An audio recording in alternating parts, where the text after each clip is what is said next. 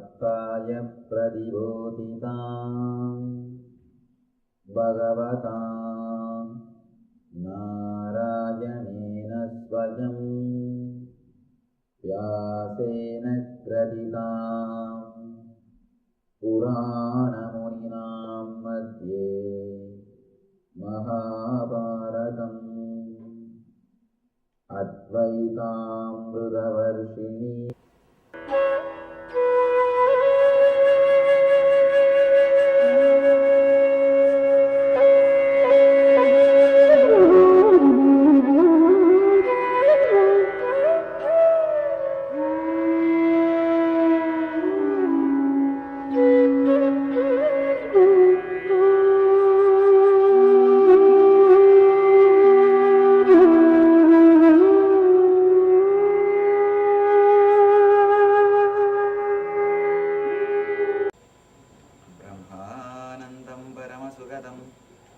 केवलं ज्ञानमूर्तिं द्वन्द्वातीतं गगनसदृशं तत्त्वमस्यादिलक्ष्यम् एकं नित्यं विमलमचलं सर्वदी साक्षिभूतं भावातीतं त्रिगुणरहितं सद्गुरुं तं नमामि।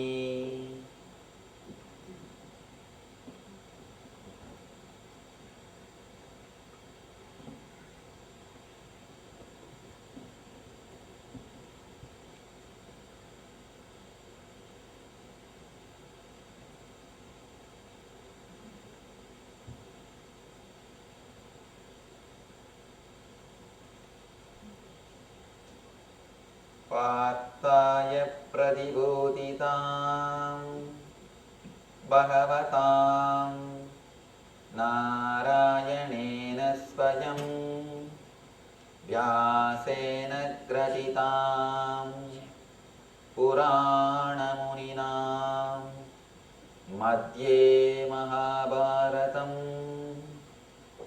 अद्वैतामृतवर्षिणीं भगवतीम् अष्टादशाध्यायिनीम् अम्ब त्वामनुसन्दधामि भगवद्गीते भवद्वेषिणीम्।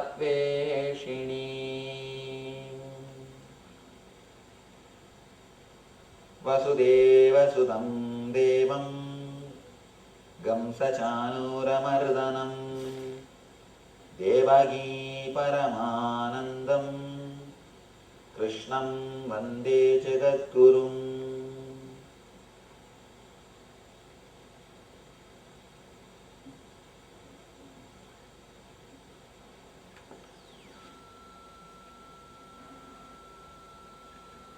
Welcome you all with my love and respects. The 9th chapter starts with a beautiful sloka from Krishna. Bhagavan says, Idam dude guhyatamam pravakshamyana suyave jnanam vinyana sahitam yanyatva mokshase subha. Bhagavan gives the assurance to Arjuna. He says, my dear Arjuna, because you are never envious of me, I shall impart to you this most confidential knowledge and realization, knowing which you shall be relieved of the miseries of the material existence. Beautiful line. He says, because you are never envious of me. Now we should understand, how can Arjuna be envious of Krishna? Please be very clear. You don't know the way in which human minds work. You don't know the way in which human minds work. Especially for us now, Arjuna is a man, Krishna is God. We accepted Krishna as God. But when he was alive, when he was in the body, people have not accepted. And not only that, Arjuna and Krishna were friends. They were friends.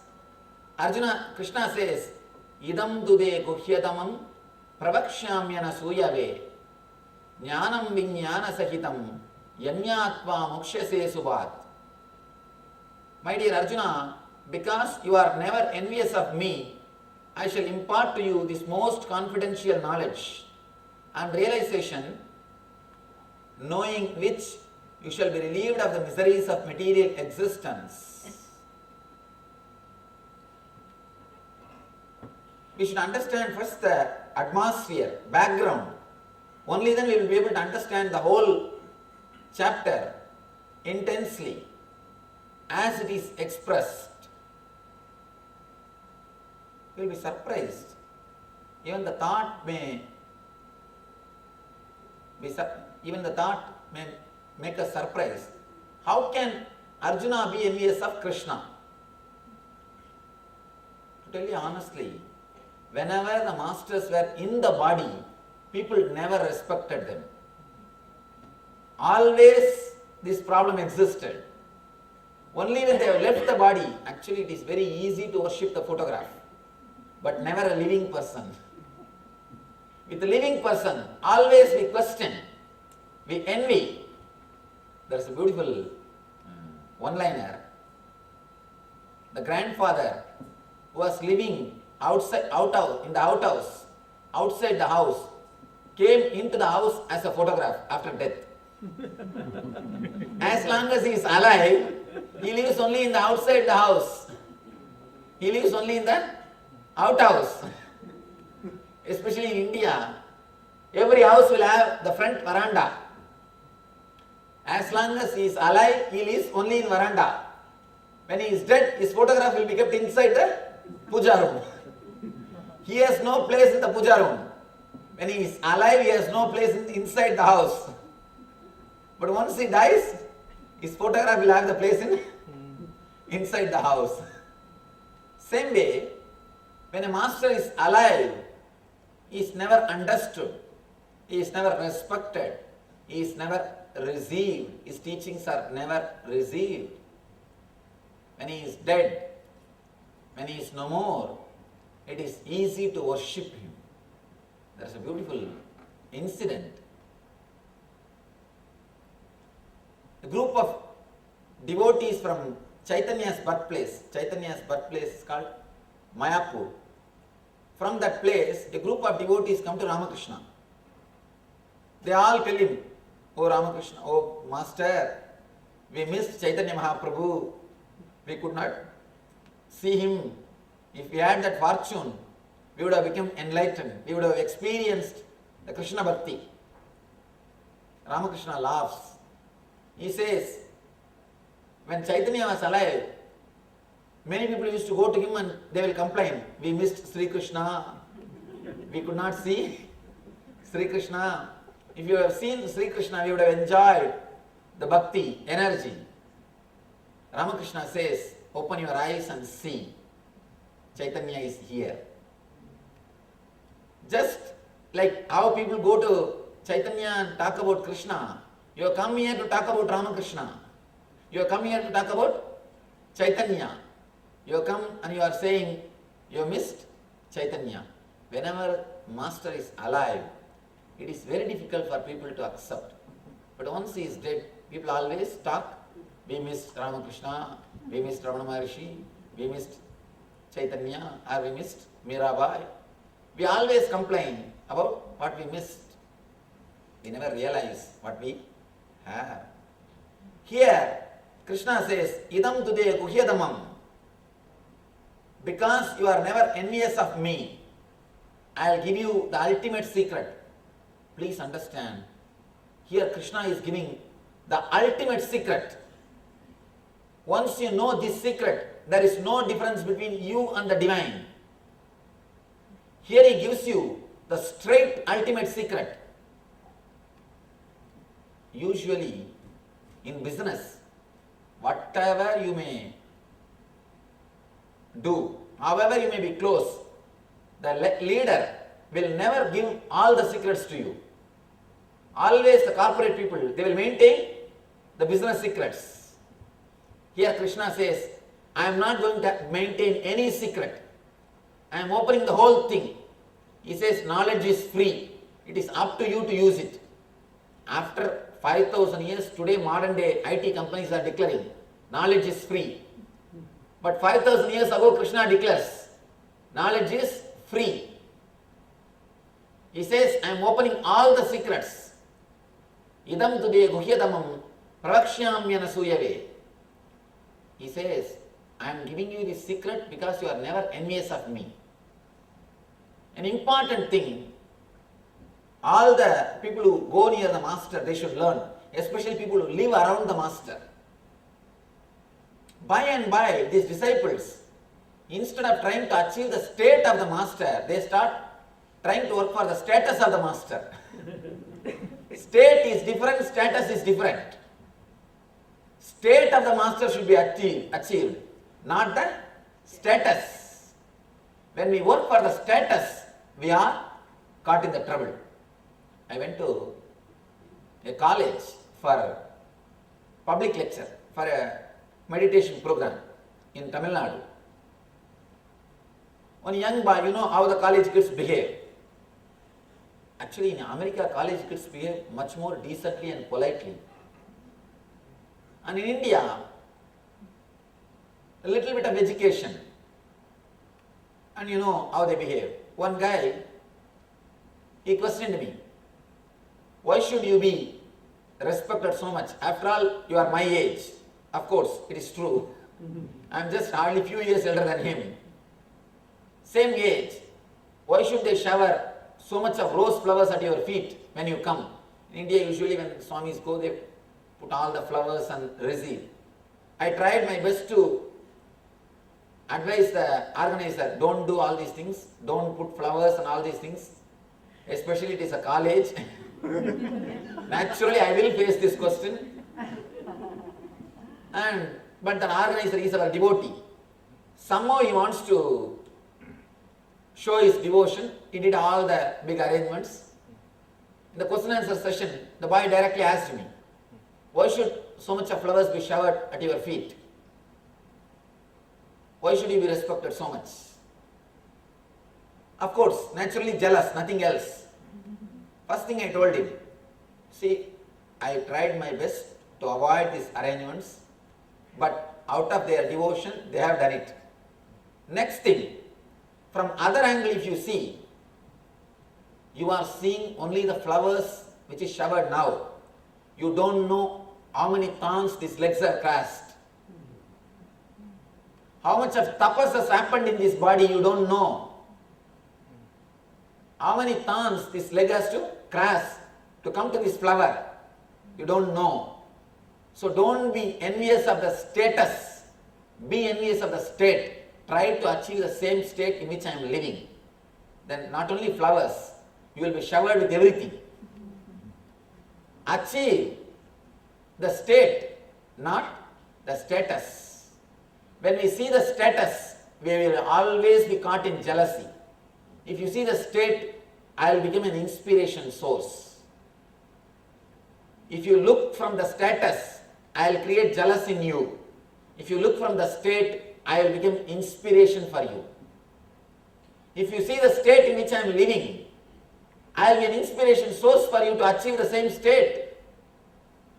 I will be a role model. When he can achieve, why not me?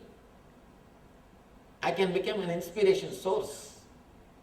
I always tell people, the only difference, the one and only difference between ordinary man and enlightened man is sleeping, the enlightened man is awakened, that's all.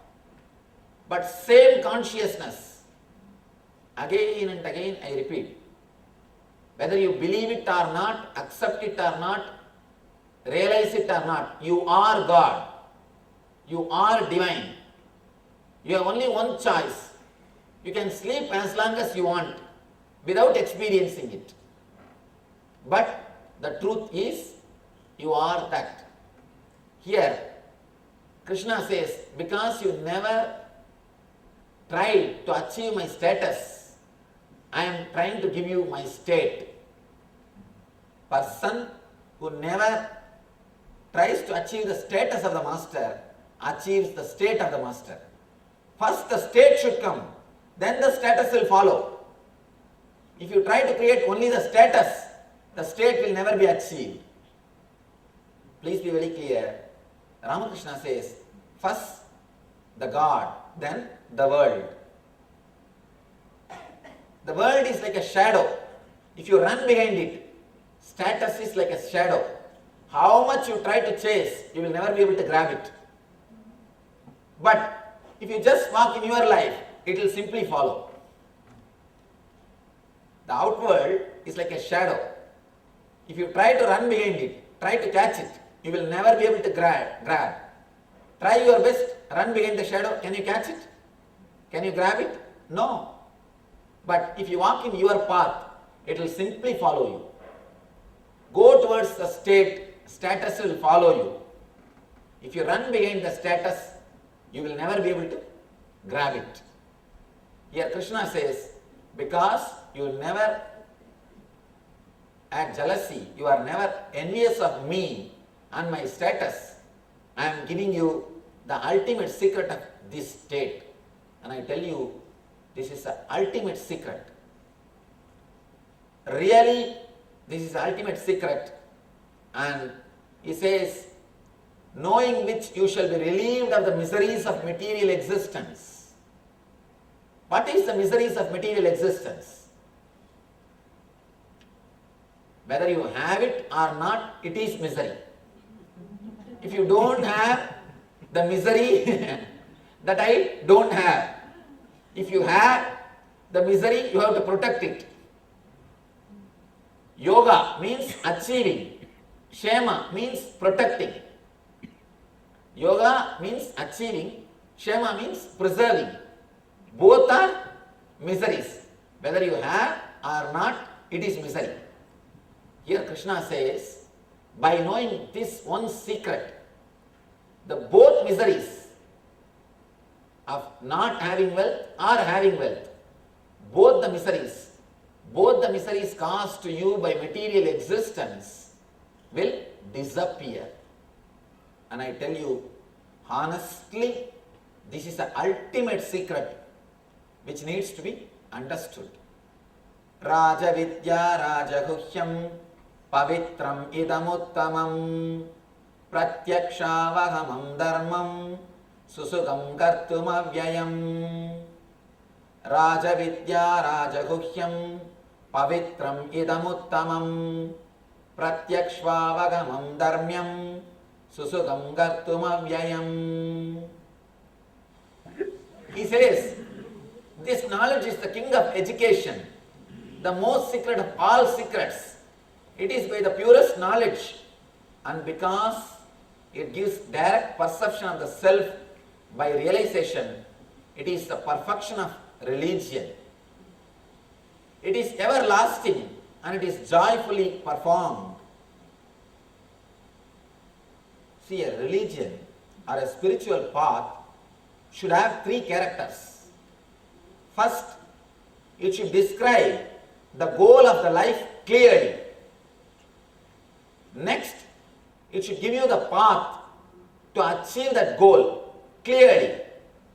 Third, it should make you feel happy to travel in that path.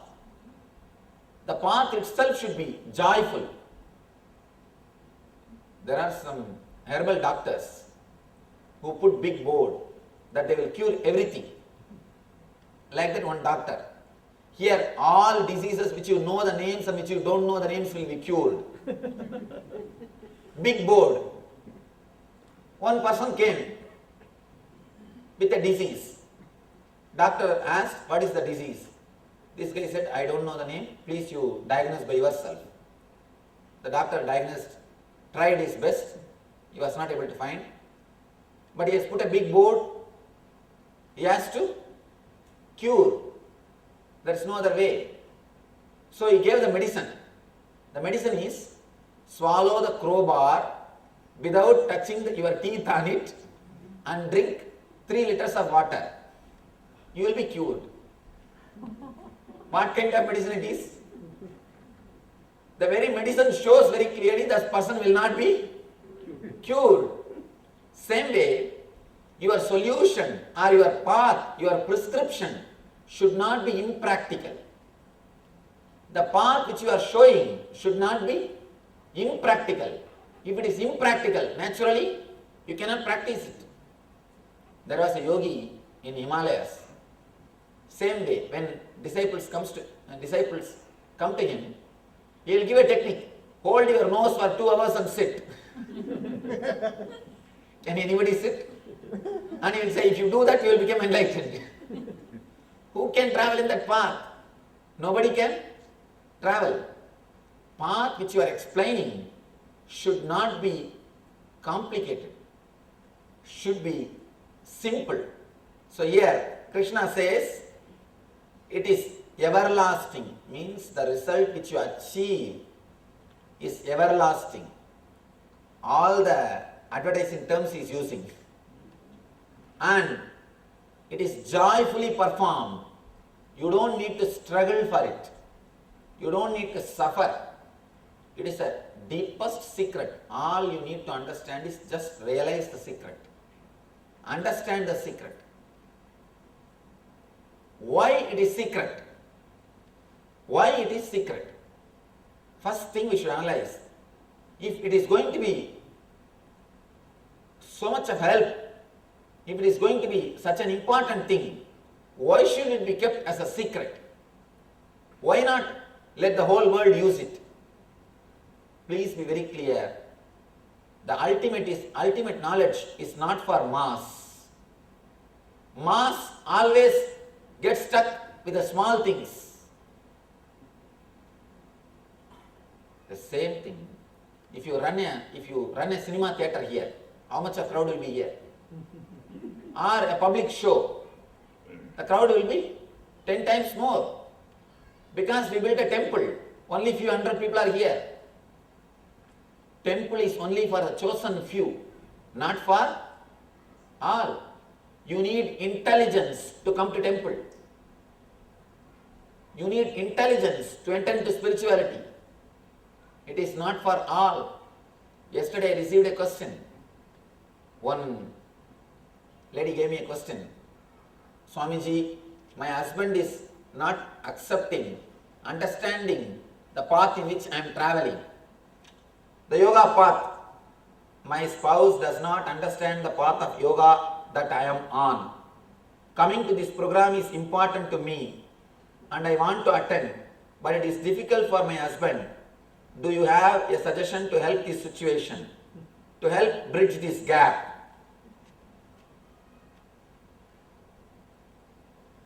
How to make husband or wife spiritual? How to convert them to spirituality? To tell you honestly, if I know the secret, why do you think I will become a Swami? Honest answer is, it cannot be done. It cannot be done. It has to only happen. It has to only happen. I can say one thing. All you can do is give him little intelligence about life. You cannot give directly spirituality. Please don't teach, don't tell him to meditate. Don't tell him to come to the temple directly. Tell him again and again about the life.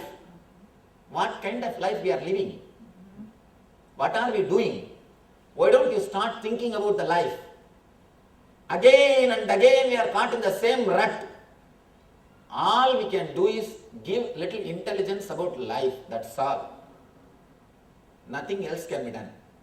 Only by intelligence any man can come to spirituality. That is why this is preserved as a secret. If this intelligence, spiritual intelligence is given to all, without bothering about the qualification of a receiver, that person who receives, he will harm himself and harm others. First thing, he will harm himself if he is not understood completely. For example, the same word, you are God. If it is told for a criminal, what he will do? I am God, then let me do whatever I want. I don't have to bother. He will misuse the knowledge. He will not use it, he will abuse it. A person who really experiences he is God, he will radiate compassion. He will radiate simplicity. He will radiate innocence. The divine qualities will start expressing through him. He can never hurt anybody. You can see a beautiful innocent child in him, a simplicity in him. He can never hurt anybody. He can never harm anybody. One thing, if you are relaxed, blissful, in a good mood, even if your worker does some mistake, will you shout at him? You say, all right, leave it, what can be done? Leave it. If you are in a bad mood, in an irritative mood, nobody needs to do any mistake. You directly shout at them. You are waiting to fire. You are waiting to shout. Only your mood decides your action. If you are blissful, you will never do anything wrong. If you are in hell, you will always do mistake. Please don't think people go to hell after doing mistake. No, no. You do mistake because you are in hell. You do right things because you are blissful. A person who experiences he is God will never do any mistake, will never go and harm anybody. This knowledge, if it is given to all, naturally they will harm themselves and they will harm others. They will hurt others. They will tell, I am God. Come here. I will do whatever I want. That is why this knowledge is kept as secret. It's like if terrorists know the secret of atom bomb, naturally it is dangerous for them and for the world. If terrorists know about the secrets of atom bomb, naturally it is dangerous. Same way, this is the secrets of spiritual world, inner world. A person who is not qualified, if he knows this secret, it is dangerous for him. That is why he says, Raja Vidya, Raja Guhyam. Because Krishna revealed the secrets only to qualified people, he was blissful, he was happy. Look at the story of Christ. He is declaring, I am the only begotten Son of God. It is true. What Jesus declares is from his experience. He has experienced enlightenment. He has experienced the kingdom of God. He has experienced the heaven. That is why he expresses clearly, I am the Son of God. I am the Son of the Divine. But only one mistake. He expressed to the wrong persons. He is speaking about the inner kingdom. But people of the Rome, they started thinking he is trying to snatch the kingdom from the rulers. He is speaking totally different thing. They understood totally in a different way. Just communication gap. Poor guy has to die at the age of 32. He has to be killed, crucified. He has to be crucified. The whole thing is nothing but a simple communication problem. Simple communication problem, communication misunderstanding. Jesus says, I am the Son of God. I am the owner of the divine kingdom. When he says, he means the inner space, the inner secrets. He is expressing his experience. But he expressed to the wrong persons. He has not kept that as a secret. Krishna also says, Krishna says in a much more clear way. He is not even telling, I am the Son of God. He says, I am God. I am everything. He says, in me, whole world is functioning. He goes to repeat the sloka. Yadagasa stido nityam vayu sarvatra kaumahan tada sarvani bhutani matsyani yubadarayaha. He says, understand that as the mighty wind blowing everywhere rests always in the sky, all created beings rest in me.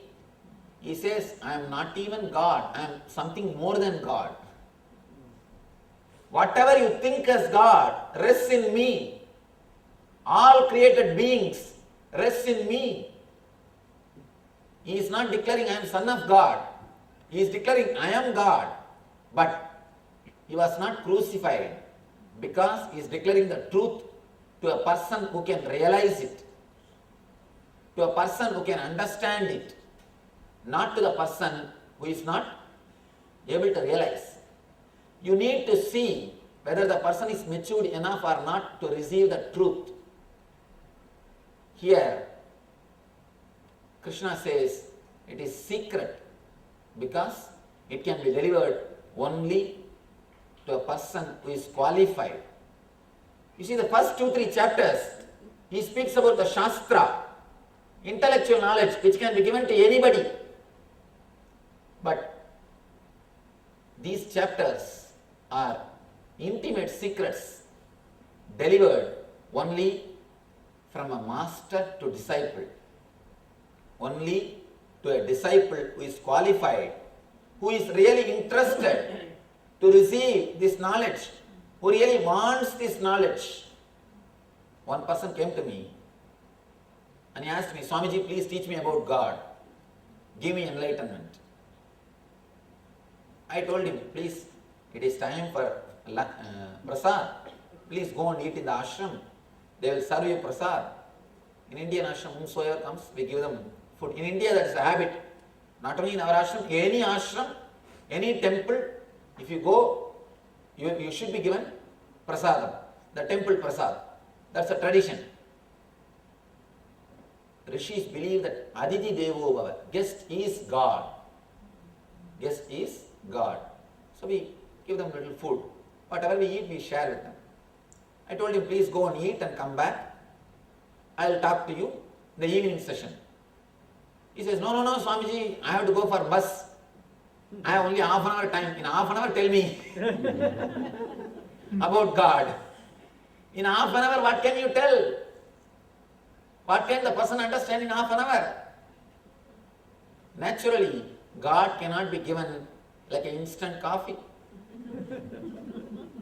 Coffee can be given instant. Coca-Cola can be given, but not God. You cannot have God instantly. You need to realize, you need to have little patience. The more you hurry, more you will delay. In the inner world, please understand, this is a sutra of the inner world. The more you hurry, more you delay. The very hurrying, very tension, very stress will postpone the process, will postpone the experience, will not let you relax. Here, that is why Krishna says, these secrets can be told only to a person who is really interested, who is really intimate, who really wants. Beautiful word. All our scriptures are called Upanishad. Even Gita is called as Upanishad. Gitasu, Upanishadsu, Brahma Vidyayam, Yoga Shastre, Sri Krishna Arjuna Samvade. Then the chapter name will come. That sloka, after every chapter ends, there is a mantra to say this chapter ends. Bhagavad Gitasu, Upanishadsu, Brahma Vidyayam, Yoga Shastre.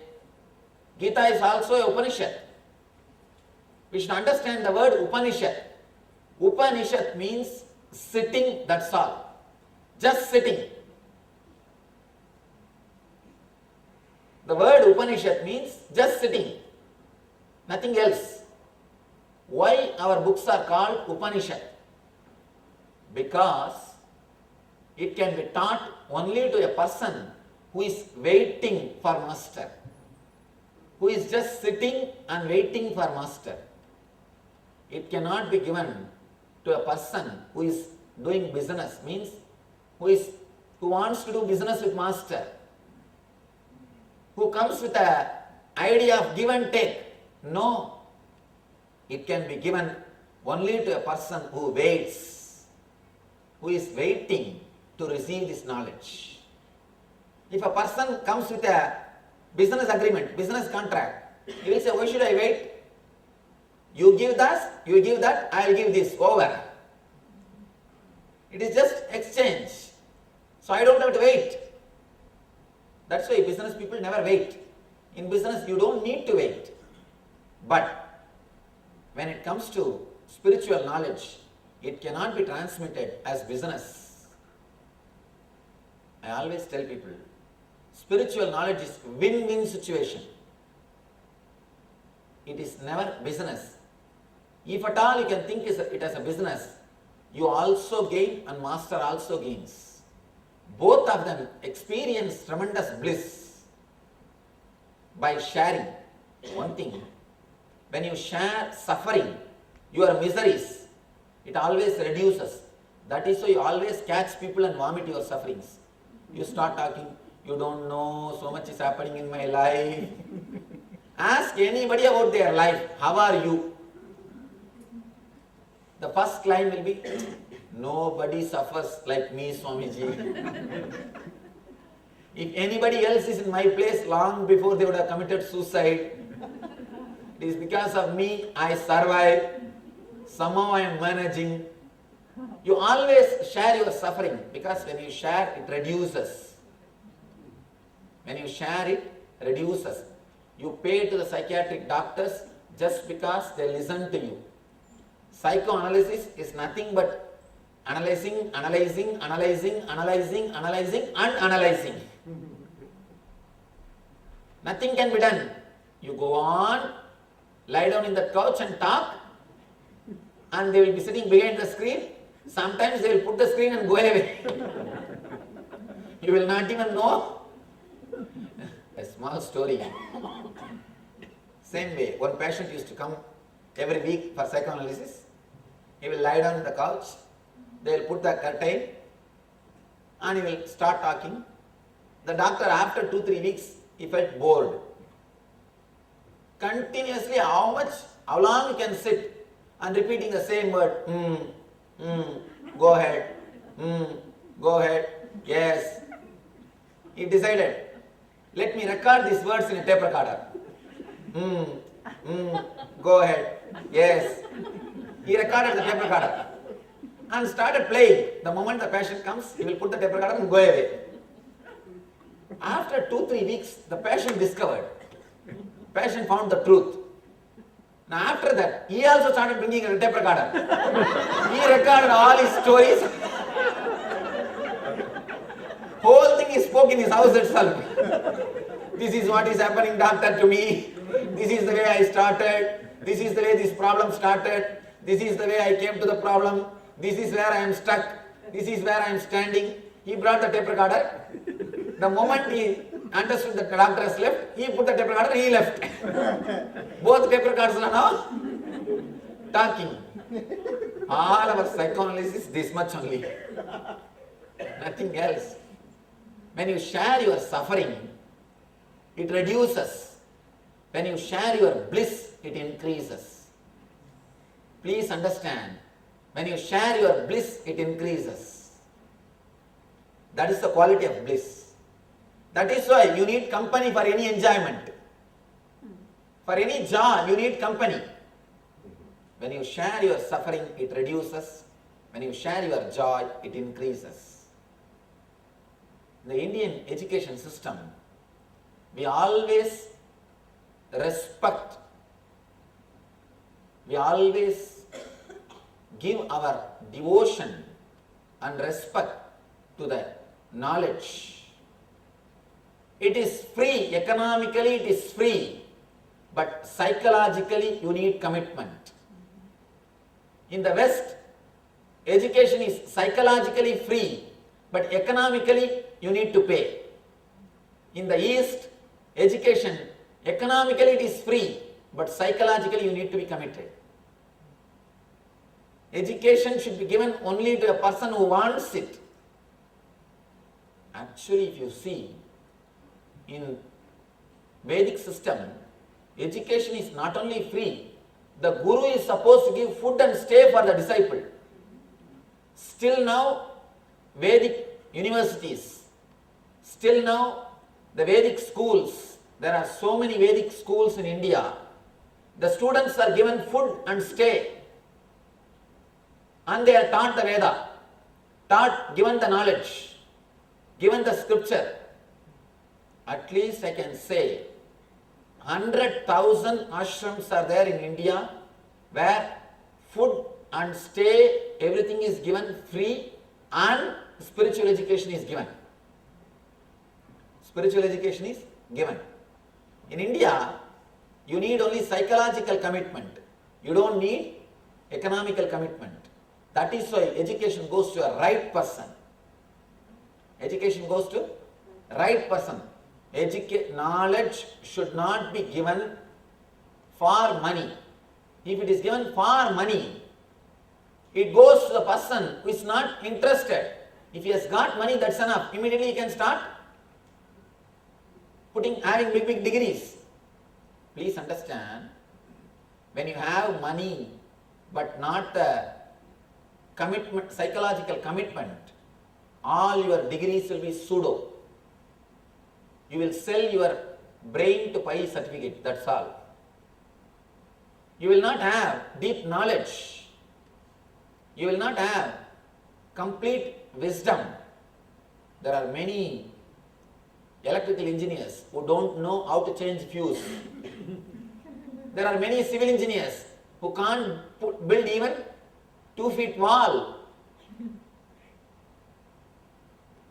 You don't know what is happening. There are many mechanical engineers who will have big certificate, but they can't even put one screw. They can't put one bolt. They can't do even a simple job. It needs psychological commitment. Why do you think Indian doctors are respected so much? Because they are interested in their knowledge. People are afraid to give their body to a person who is not interested in the knowledge. Small story. A doctor. Patient goes to a doctor and says, "Doctor, I have wheezing trouble. Please help me." Doctor says, "Go and sit under the cold water tap for 1 hour and come back." Patient was shocked. He says, "If I sit under the cold water tap for 1 hour, I'll have asthma." Doctor says, "That is what I wanted, because I know only how to treat asthma. I don't know how to treat wheezing. I left that in choice. In my exams. I left that in choice." You can't say you left something in choice. Doctors can't afford to say. The ultimate education, higher level education, can be given only to a person who is interested. Who is interested. In the East, the education needs psychological commitment, not economical commitment. The Western education needs economical commitment. Psychological commitment is up to you. That is why the scriptures emphasize on experience. They emphasize on experience. Only when you have psychological commitment, you will have experience.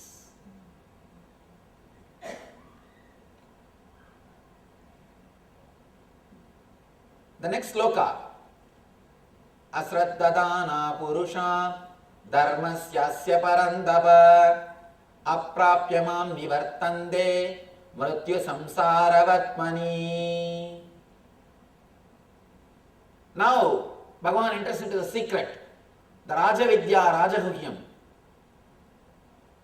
king of secrets.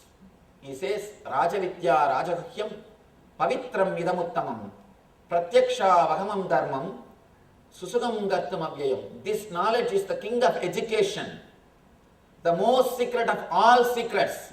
It is the purest knowledge because it gives you direct perception of self. It gives you the direct experience of self.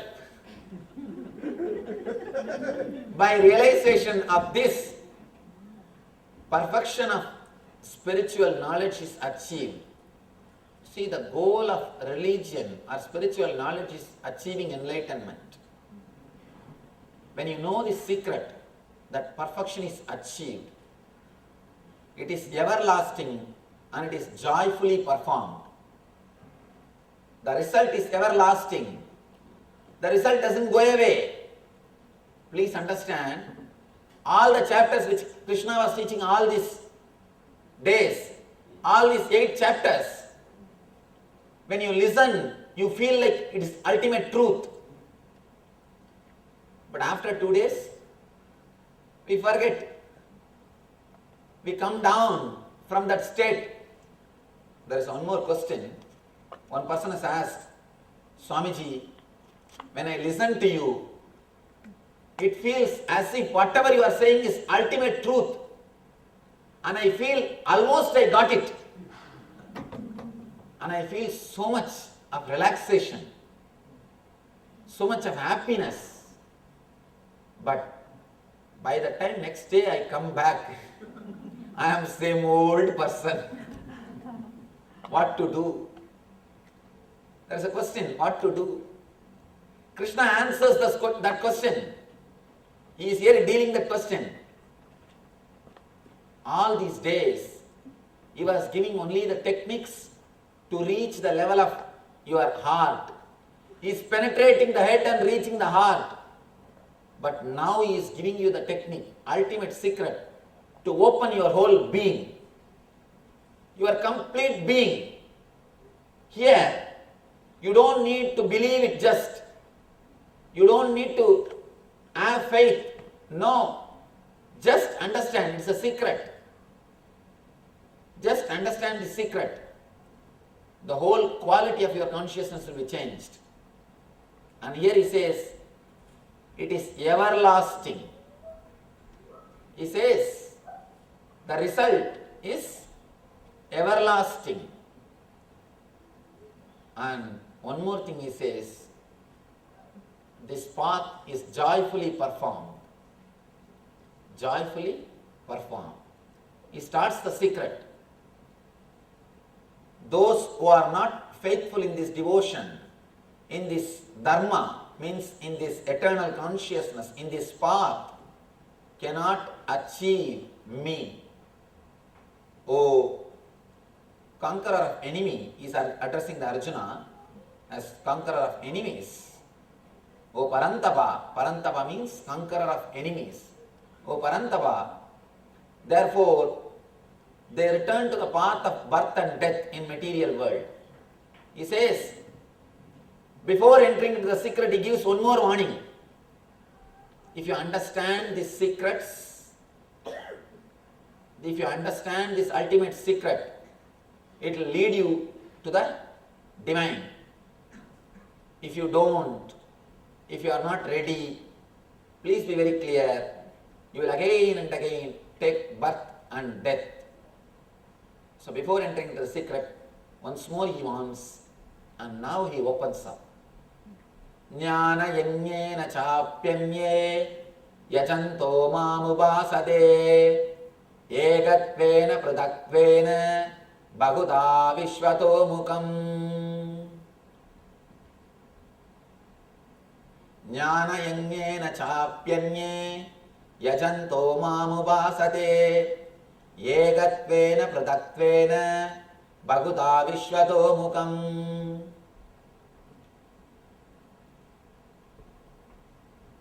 People who engage in jnana yajna means understanding the truth. Jnana yajna means understanding the truth. Worship the Supreme Lord, the Divine, in the form of Advaita, Egatva, means as a one being. Even though there are so many forms, he is the same energy. He is the only one energy. He says, Pratakvena Bhaguta Vishwado Mukham. Even though there are so many forms, the energy is only one. He speaks about the quantum spirituality or the quantum physics. Quantum physics is quantum spirituality actually. 5,000 years ago he speaks about the truth. Whatever exists is energy. Egatvena pradatvena bhaguta vishwatomukam. Whatever exists is energy. There is nothing except energy. Today E equal to mc square. What Albert Einstein declares by the single statement E equal to mc square, same thing Krishna declares by saying Egatvena pradatvena bhaguta vishwatomukam. He says, by putting understandings into your being, few people try to experience my formless energy.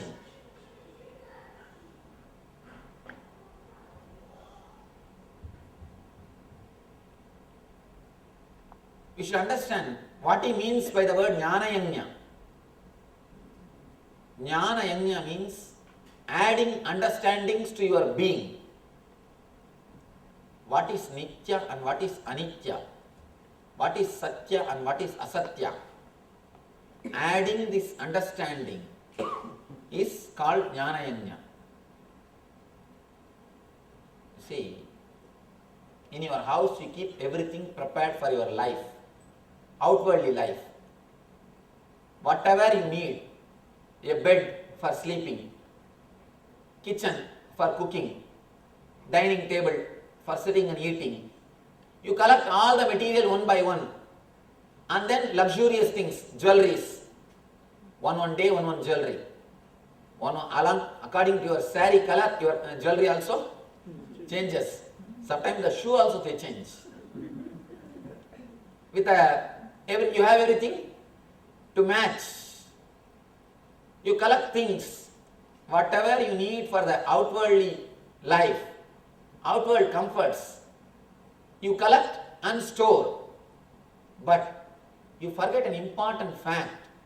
Same way how you collect things for the outer world existence, for outer space, you need to collect knowledge also for your inner space. Life solutions for your inner space. If you feel depressed, low, if you face some situation, how to react, how to handle, you need to have knowledge also for your inner space. Just like collecting things for the outwardly life, you need to collect life solutions for the happy, blissful life. Collecting life solutions is what he calls jnana yajna. Collecting life solutions. I tell you one thing. If you have life solutions in your mind, I always request people, at least half an hour every day, read some book which gives you life solutions. Some books of Ramakrishna, Vivekananda. There are so many books. I have explained, I have given some books like 6 Days to Total Transformation. There are so many books. Some book, spiritual book, which gives you life solution. At least half an hour spend. If you can't spend half an hour for reading, have some audio CDs and listen in the car. In this country, at least 1 hour every day, average you all spend in driving. Average 1 hour. Whatever profession you are, or even if you don't have any other profession, just for joy, some reason, at least even if you want to go for basic things like grocery and all those things, at least 1 hour you have to drive. Average, at least 1 hour you drive. You spend in driving in this country. That 1 hour don't waste. Always have some audio CDs which will give you life solutions. It is not that it should be only my lectures or anything. Anything, something which you like, which gives you life solution. That 1 hour, let it become jnana yajna. Add more and more life solutions into your inner space. I tell you one thing, suddenly at the time of need, that life solution may come up. and the depth of the depression will be reduced.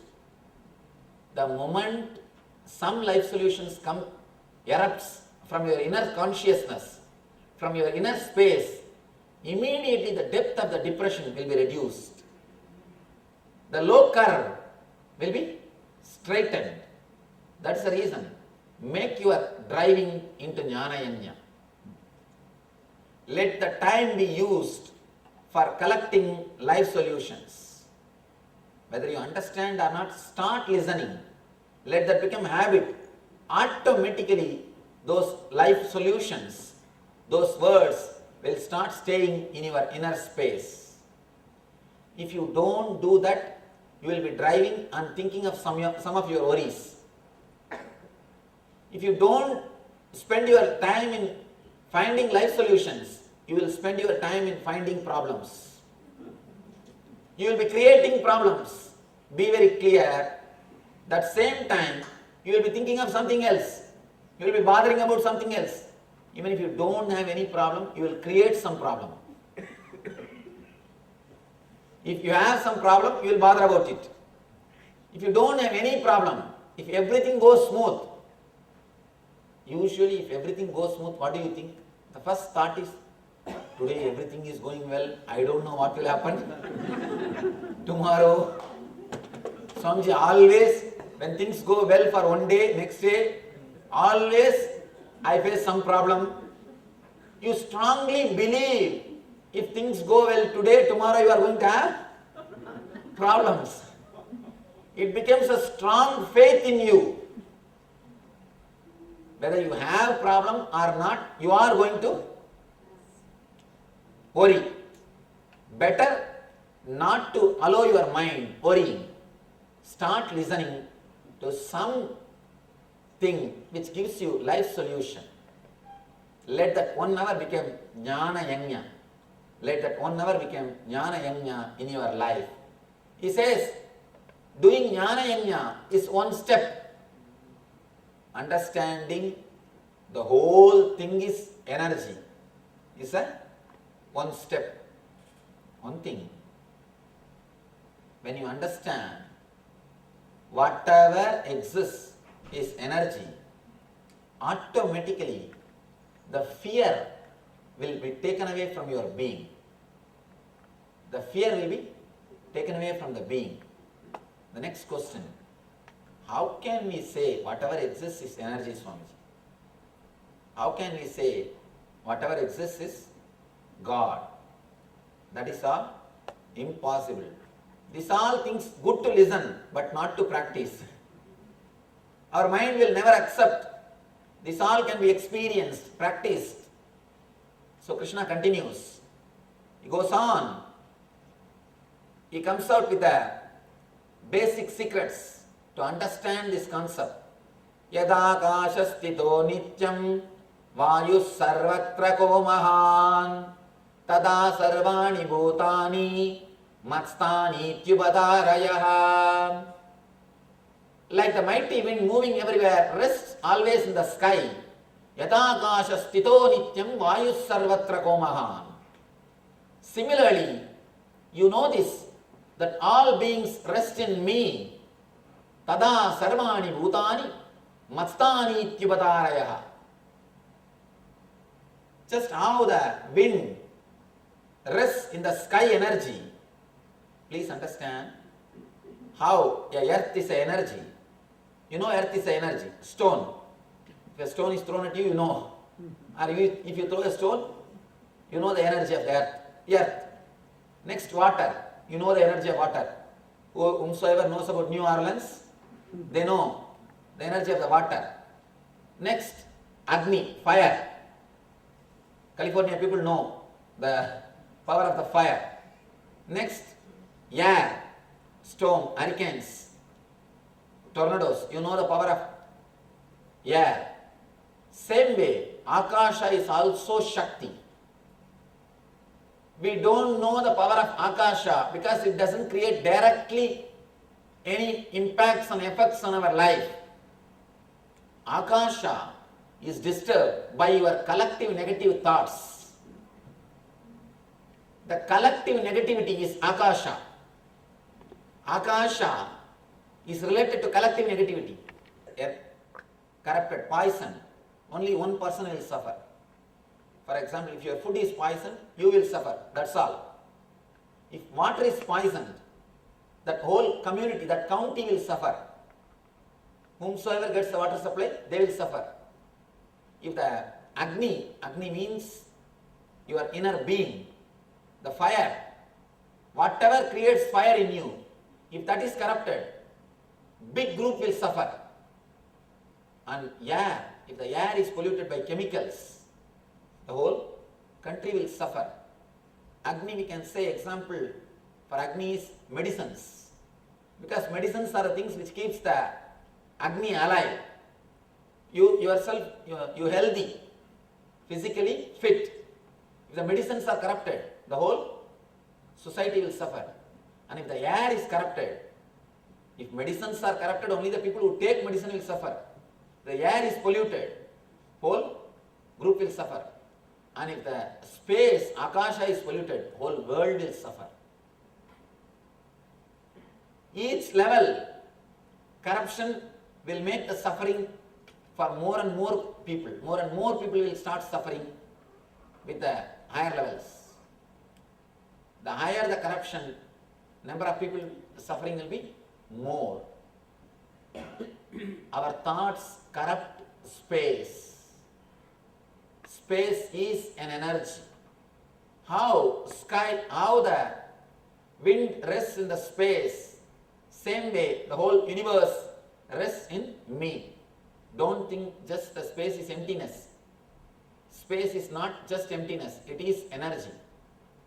Because we are not able to see, we can't say it is an emptiness, it is energy. How the air rests in the space, our being, the whole universe, including our beings, we all rest in divine. Krishna says, all beings rest in me. Maya tadamidam sarvam jagadavyaktamurtina matstani sarvabhutani nachaham deshvavatidaha. Here he starts the intimate secrets of life and goes on. It is time to reveal the secret. Krishna starts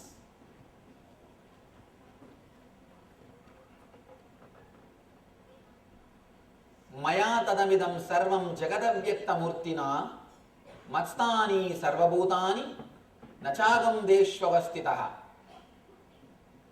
By me, in my unmanifested form, this entire universe is pervaded. All beings are in me, but I am not in them.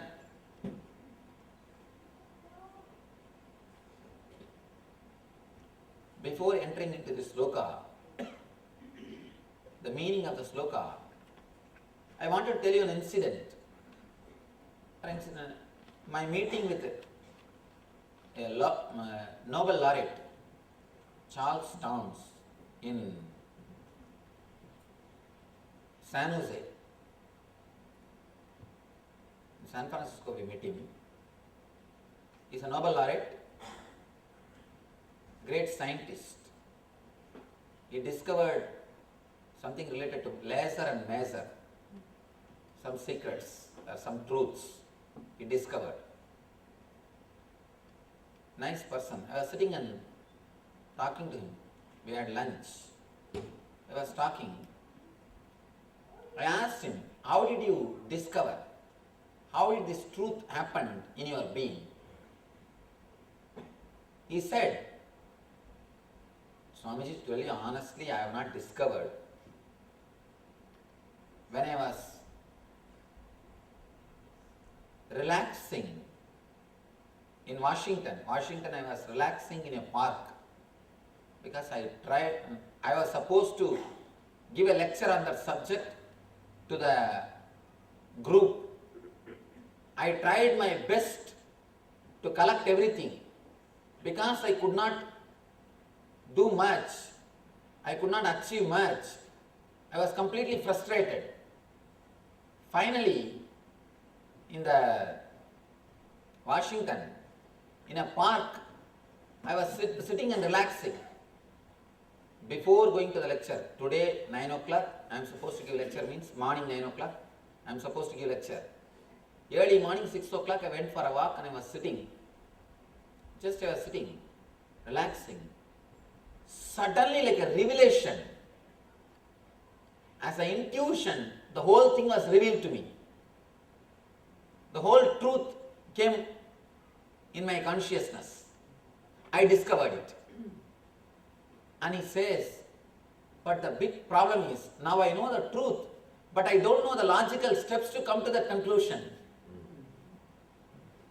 So after that, I have to sit, think, develop all that logical conclusion. Only then I was able to present it. Like an intuition, suddenly it happened.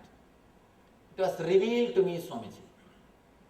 Even Albert Einstein says, the theory of relativity is revealed to me when I was deeply meditating, as if I am sitting in the edge of a light particle and traveling in the space. At that moment only the theory was revealed. It came to me as an intuition, Einstein says. Even this is not a big thing. The truth, an important thing is, I asked him, how did you feel when that happened to you? When that revelation happened to you? Because what he experienced is intuition. What our rishis call, rishi is a person who has experienced mantra, who has seen the mantra. Mantra trayate idi rishihi. Person who sees the mantra, experience the mantra is rishi. The ultimate truth is suddenly revealed in the rishi's consciousness. Then they express that as a mantra. Same way, he is a rishi. Charles Towns is a rishi. He had a revelation about the secrets of the outer world. His intuition revealed the truth to him. I asked him, how did you feel when that intuition happened to you? What was your feeling? He said, Swamiji, exactly I don't know how to express all those things. But one thing is sure, from that moment, I know for sure the whole universe is intelligence. The whole universe is not dead matter. It is not an accident. The universe is not an accident. It is a pure intelligence. It can respond to your thoughts.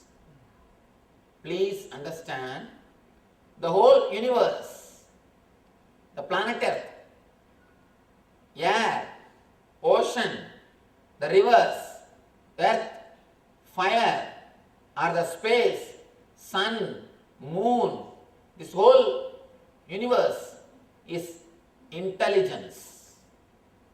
It can reciprocate, it can respond, it can react to your thoughts.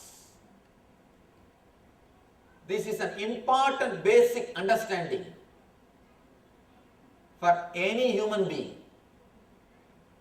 The moment you understand, you are with energy which is intelligence.